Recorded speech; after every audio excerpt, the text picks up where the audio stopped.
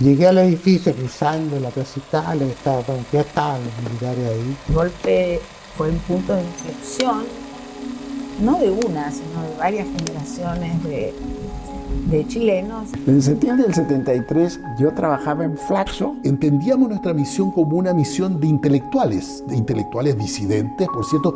Con una historia complicada. Se llama un poco la crisis del modelo democrático. Si estábamos hablando de relaciones de poder, si estábamos hablando de opresión, la situación de las mujeres era la más peor de todas. Las movilizaciones de la primavera feminista fueron clave en ir al callo. Un problema que tenía que ver con el contexto también internacional. A una comprensión de los fenómenos del autoritarismo como fenómeno global. Y de repensar la relación con los Estados Unidos. Aún en medio de la dictadura, hacer una ciencia social con compromiso con lo público.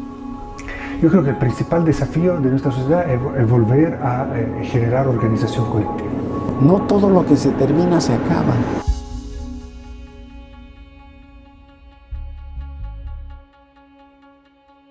La primera pregunta es, visto en retrospectiva, ¿qué crees que significó el golpe de Estado y los posteriores 17 años de la dictadura cívico-militar para la sociedad chilena? Mira, yo pienso que el periodo de la Unidad Popular y el golpe deberían ser vistos en una perspectiva más amplia de lo que muchas veces ha ocurrido. Yo me acuerdo desde un principio, cuando estaba en la CEPAL de los 80, y formamos algo que se llamó el Encuentro de Historiadores, con mi colega y amigo Alfredo Riquelme, del que te hablaba recién, donde yo siempre había visto la década del 60 como una década excepcional en la historia de Chile. Y un poco en términos de los niveles de democratización social y económica, que empieza en realidad a fines de los 50 en el gobierno de Alessandri, con la cédula única, y en términos electorales, ¿verdad? Esto ayuda a quebrar el clientelismo en el campo, sobre todo, y por eso yo creo que puede ganar la elección siguiente Eduardo Frei Montalva. Y también Alessandri hace una primera reforma agraria. Y después, bueno, vino el gobierno demócrata cristiano y que fue de grandes cambios.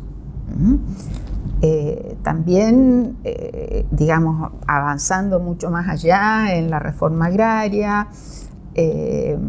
Bueno, electoralmente la democracia cristiana es muy exitosa.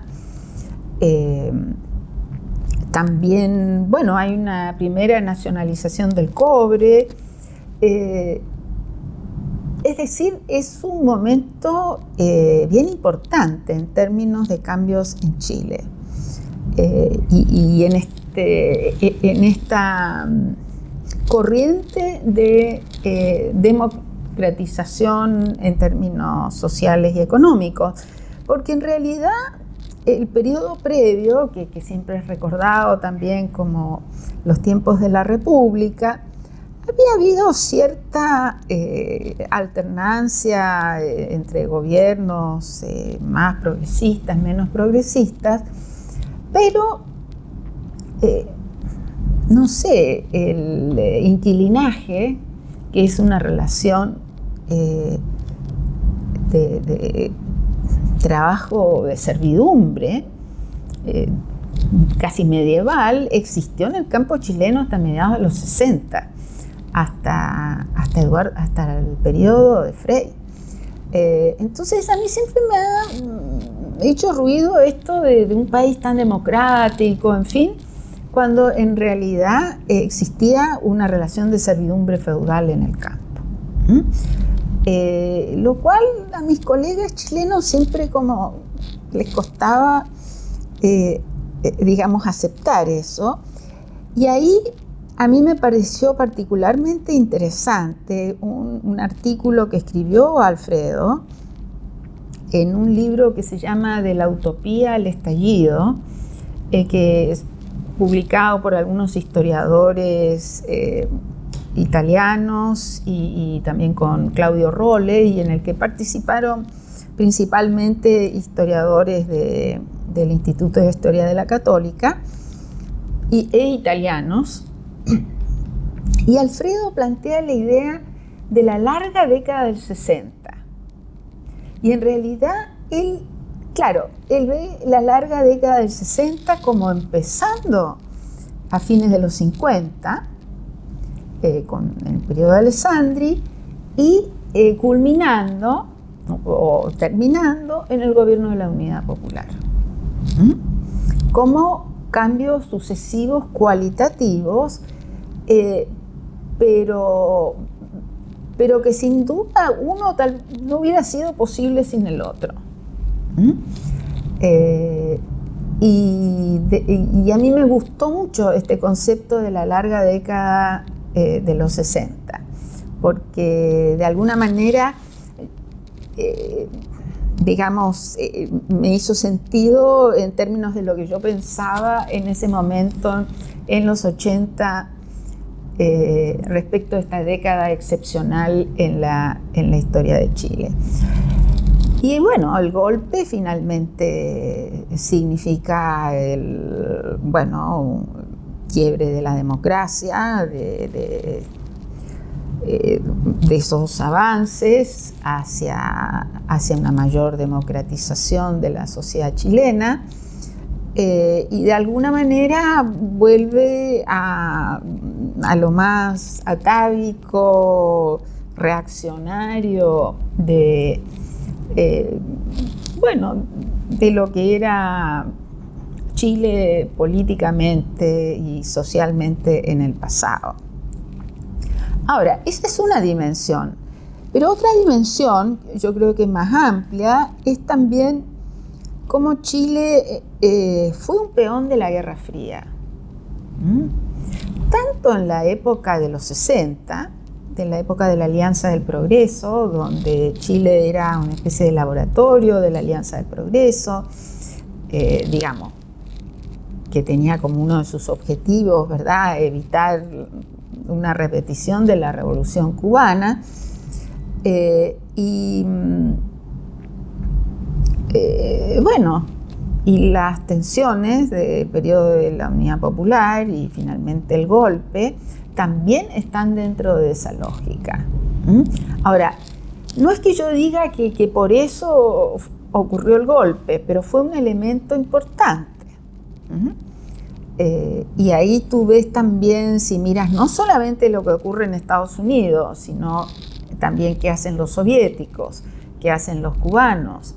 Es decir, los soviéticos claramente ven a Chile en el área de influencia de Estados Unidos y prefieren no involucrarse ni apoyar el gobierno de la Unidad Popular. Los cubanos es distinto porque ellos lo ven como una posibilidad también de extender su proyecto revolucionario hacia América del Sur.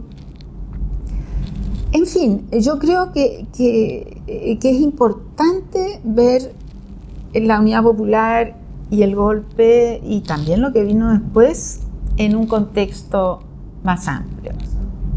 Yo creo que no es tampoco casual que la transición de Chile a la democracia coincide con la caída del muro. ¿En qué años te integraste a la Flaxo y durante cuánto tiempo estuviste trabajando en la sede? Mira, yo me incorporé a la Flaxo el año 83, justo en medio de las protestas de esos años, que era la primera vez que realmente había una protesta social importante, y me fui a la Flaxo el año 97. Fueron en total unos 15 años. Visto desde hoy, percepción, ¿cómo era el país de esos años 80 y los primeros años de la vuelta a la democracia? Bueno, yo llegué a Chile en el año 79, en un periodo muy, muy oscuro. Yo personalmente soy parte de esa generación a la cual el golpe le cambió la vida. El golpe fue un punto de inflexión, no de una, sino de varias generaciones de chilenos, y no hubiera sido por el golpe probablemente yo no estaría acá hoy día. Pero mi vínculo con Chile se dio, yo soy originalmente argentina, digamos como consecuencia del golpe. Era un país gris, además de la represión, de la dictadura, era un Chile de fines de los 70, principios de los 80, hasta yo diría mediados, ya la segunda mitad de los 80, era un país muy, muy deprimente, muy triste, muy deprimente, con miedo. Claro, la gente se acostumbra a todo, ya el toque de queda estaba como incorporado a la vida de la gente. Yo creo que para los jóvenes de repente es difícil imaginarse ese periodo. Porque, bueno, de repente se dice, no, porque los años, estos famosos 30 años, no sé, no hubo una gran diferencia con lo que era la dictadura. Bueno, era un periodo aterrador en la vida cotidiana y que cambió la forma en la que uno vivía la vida cotidiana y trabajaba también. Porque tú, claro, trabajabas en espacios que te acogían. No trabajabas, no podías, digamos, ver el periódico, ver si se hacía un concurso en alguna parte o incluso a través de vinculaciones. Había unos pocos espacios donde tú podías trabajar, donde tú podías publicar, si eras un académico, un intelectual, y también vivir. Yo llegué a la Flaxo ya, digamos, la Flaxo que estaba ya acomodada a lo que era la dictadura. Ya se había olvidado el periodo de la Flaxo, digamos, organismo internacional, del cual era parte el gobierno de Chile. Y era una Flaxo que estaba, bueno, repensando, reprocesando lo que había ocurrido precisamente durante la dictadura, con el golpe, en el posgolpe, analizando los distintos actores políticos, actores sociales.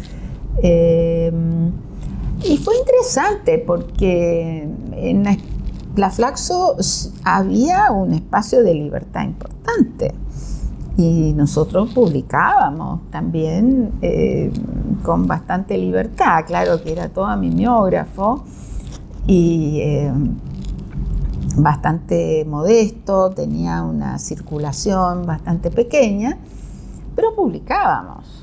¿En qué temas estabas involucrada? ¿Con quién hacías sociedad en tu trabajo? Bueno, yo siempre trabajé en el área de relaciones internacionales. Y yo me fui a trabajar en un momento dado con Carlos Portales, con Augusto Varas, estaba Felipe Agüero también en esa época. Y bueno, nosotros creamos un programa de estudios de Estados Unidos. Había un apoyo importante de la Fundación Ford a los estudios de Estados Unidos, o digamos los estudios de las relaciones internacionales y de repensar la la relación con los Estados Unidos. Yo en Estados Unidos había estado estudiando historia de los Estados Unidos. Entonces, bueno, creamos un centro de documentación sobre Estados Unidos, un poco en la perspectiva de que en Chile se sabía, tradicionalmente se sabía mucho de Europa y eventualmente de otros países de Estados Unidos, pero de América Latina, pero de Estados Unidos, salvo que era como el imperialismo, en fin, el enemigo, a pesar de que muchos iban a estudiar a Estados Unidos, ya se sabía poco de las contradicciones que existen en el propio Estados Unidos, de las distintas fuerzas políticas. Bueno, entonces ese fue mi foco. Publicamos una... participé de un proyecto que fue fascinante, que es sobre usos del conocimiento, que coordinó José Joaquín Brunner. Y bueno, yo hice en ese momento un trabajo sobre los usos de conocimiento en el área de pobreza. Teresa Valdés hizo los estudios de género, Hernán Briones hizo el estudio sobre educación, Sergio Gómez creó sobre temas agrícolas. Y son 3 tomos, un estudio muy lindo, yo creo bien original, que fue como a principios de los 90. Y también, dado que he sido feminista toda mi vida, también incursioné en algunos temas en relación a estudios de género. Con Teresa Valdés escribimos un trabajo que se hizo bien conocido, que publicamos de hecho en inglés antes de publicarlo en castellano, porque fue para un libro que se publicó para la conferencia de Beijing, que se llama La democracia en el país y en la casa, historia del movimiento de mujeres en Chile durante la dictadura, que es un trabajo bonito y que fue muy citado. Y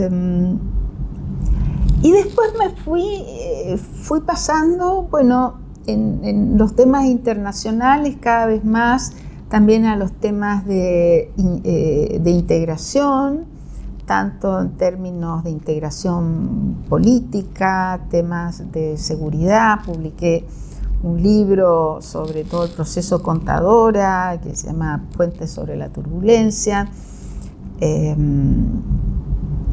con un guiño a la película El Graduado.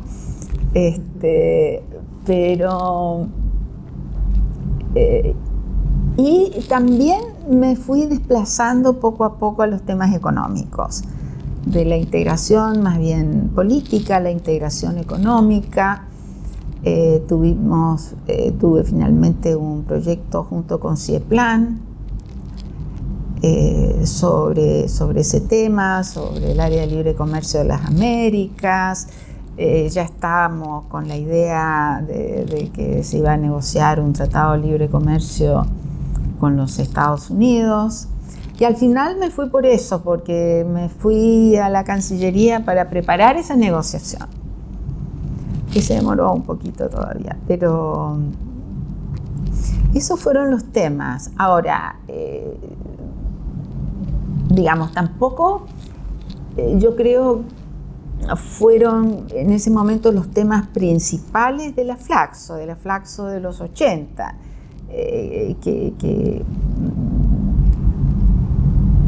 que básicamente estaba repensando el tema de la democracia, el tema del socialismo hacia fines del siglo XX, reprocesando, bueno, lo que había pasado con el gobierno de la Unidad Popular. Los sistemas de partidos. Muy importantes, los movimientos sociales. muy importante. Nosotros estábamos enfocados sobre todo a los temas internacionales.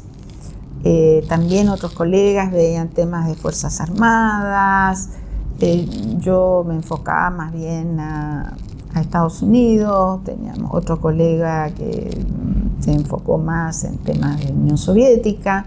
Un personaje clave en el área de género y en el desarrollo también de un pensamiento feminista en Chile fue Julieta Kirkwood, que claro, cuando ella falleció y llegaron mensajes de muchos países del mundo respecto de ella, los colegas hombres de la Flaxo se sorprendieron mucho de que en realidad ella fuera considerada una teórica, una pensadora del feminismo, y ella ha tenido mucho impacto hasta el día de hoy. Yo creo que es de las flaxianas que más ha impactado en el tiempo. Las jóvenes hoy en día la ven como una especie de gurú, como, no sé, tal vez no sea una palabra muy bonita, pero alguien que realmente sentó las bases del pensamiento feminista en Chile. ¿Cómo visualizas o qué desafíos visualizas en materia de democracia y derechos humanos hoy en el Chile del siglo XXI?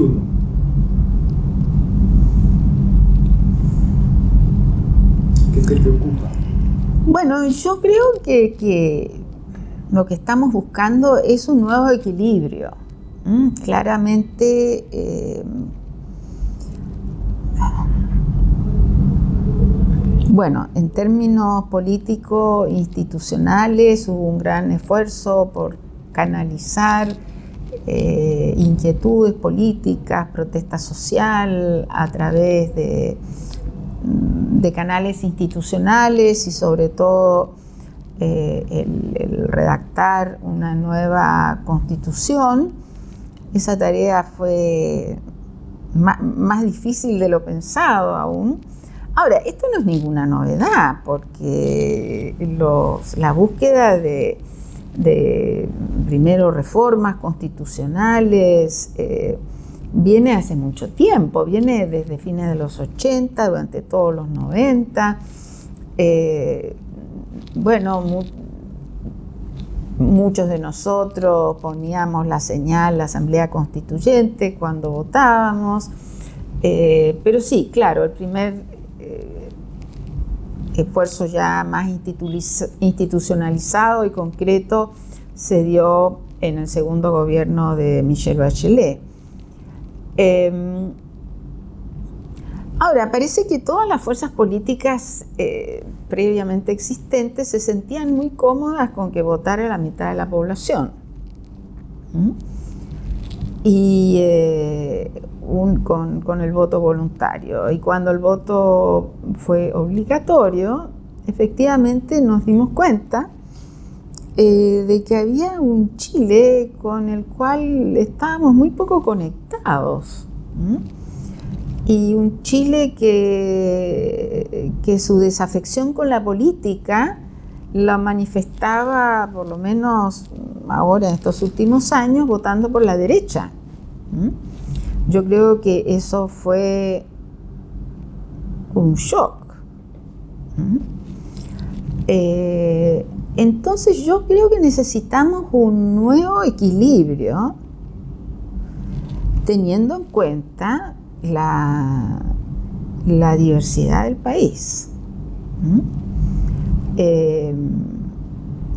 Porque efectivamente Chile es un país distinto al que pensábamos hace 2 años. De hecho, es un país distinto de lo que pensábamos hace 1 año. Y yo creo que eso no se ha procesado suficientemente, ni a nivel académico, ni a nivel político. Ahora, perdón que te interrumpa. Estás dando a entender que a aparentemente una parte importante del país que no creíamos, no habíamos terminado de entender, esta parte de los ciudadanos que no votaban, tiene posiciones aparentemente un poco más conservadoras, pero no dejas abierta la puerta de que, así como te sorprendió que votaran como votaron ahora, que era diferente a como votaron hace un año, a como votaron hace 2 o 3, ¿no crees que el mundo está tan líquido que de repente te vuelves a sorprender en 2 o 3 años? Sí, yo creo que sí, que lo que pasa es que, a ver, la desafección con la política es un fenómeno universal, y que se va expresando de distintas maneras. Nosotros habíamos estado acostumbrados en el pasado que la desafección con la política se expresaba a través de la izquierda, pero hemos descubierto que en los tiempos actuales eso no está ocurriendo, ni en Chile ni en el mundo.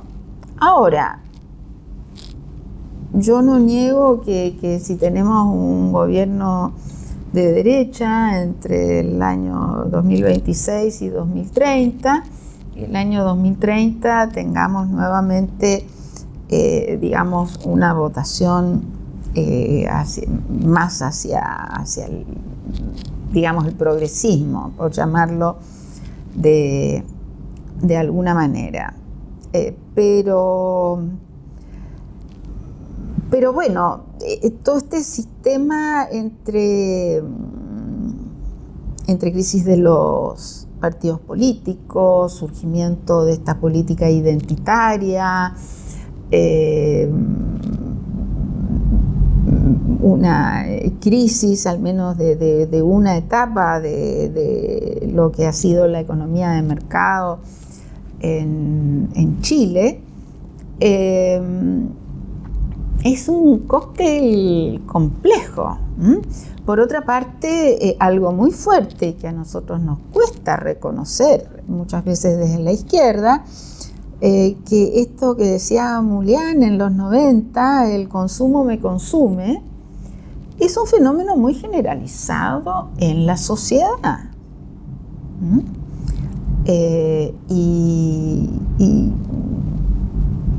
Y sigue siendo un factor determinante, yo creo, en la sociedad chilena. Bueno, no solo la sociedad chilena, obviamente, pero ha habido, yo creo, un desarrollo particular en ese sentido, hacia una sociedad de consumo o una sociedad individualista.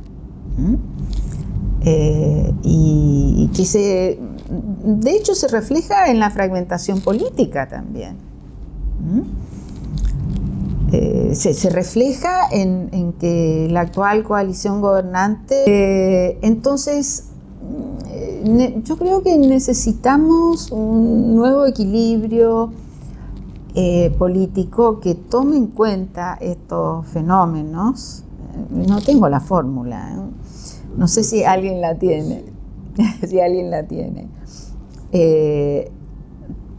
para poder ir avanzando con una democracia probablemente con algunas características distintas, donde el tema de la desigualdad esté más en el centro de las preocupaciones, porque durante muchos años, bueno, estuvo en el centro de las preocupaciones el reducir la pobreza. En Chile se redujo la pobreza como en ningún otro país de América Latina y es una historia, digamos, de éxito en cualquier parte del mundo. Pero la desigualdad ha subsistido. Y de hecho, esto ha significado una gran frustración para algunos sectores.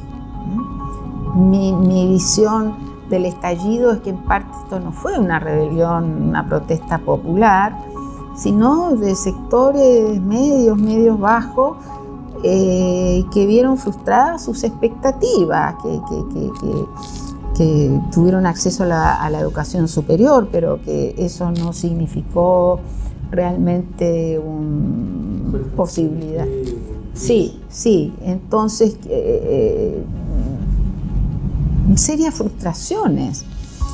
Y bueno, el desafío es cómo canalizar todas esas distintas fuerzas.